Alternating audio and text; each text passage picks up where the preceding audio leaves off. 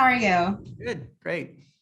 So, as a director, I have to ask, based on one of the particular scenes in the film, do you think Eugenio would have had the potential for a Fast and the Furious film? Would have had a yes. Did you know that he used to be an F3 race car driver? That I did not know. Yeah, he used to be a race car driver. Then he decided it was too dangerous, and he had a family, so he decided not to do it anymore. But he is an expert driver, and anytime, generally speaking, in movies you have stunt drivers, but he would never let us use a stunt driver. He did all his own driving. Eugenio is also part of co-producing. So, was this known that Eugenio was going to be playing the valet from the Okay, beginning? I got you. Yeah. No, Ben Odell and Eugenio, who are partners, they they they are the ones who acquired the Valet. They thought that when they saw the original French film, they thought it was a perfect kind of setup to tell a great American immigrant family story. You have Carmen Salinas, who is an iconic actress in Latin America. This was one of her last projects. How did she come on board?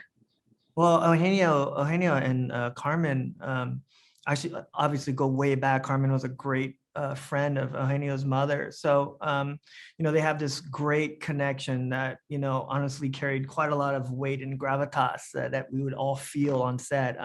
There's a great love for each other. And Carmen, I think, was so excited to do this movie largely because of the love she has for Eugenio and vice versa. So having her on set was this amazing feeling of family. And, this movie very much is about family and about connectivity. And so, the kind of energy that they together brought on the set very much was in the spirit of the movie, and I think affected all of us. Mm-hmm. Yeah, it was a sad loss, but Yeah. it's so nice to see her on screen. Oh, I mean, honestly, it's in a lot of ways, it's a great honor to have been a part of her last movie. And I know she was very proud of it. So that matters quite a lot to us. Now, like you said, this is a film for family and immigrant families. When it comes to her character, she has her love interest with someone she can't even communicate with, but like she says, there's this other connection. Fond connection. Can you talk a little bit about that relationship in this film? Yeah, I mean, that relationship, like every relationship in the movie, is all about, finding human connectivity in places you wouldn't expect. That to me, that's very much the theme of the movie is about finding more things that we have in common than not in common.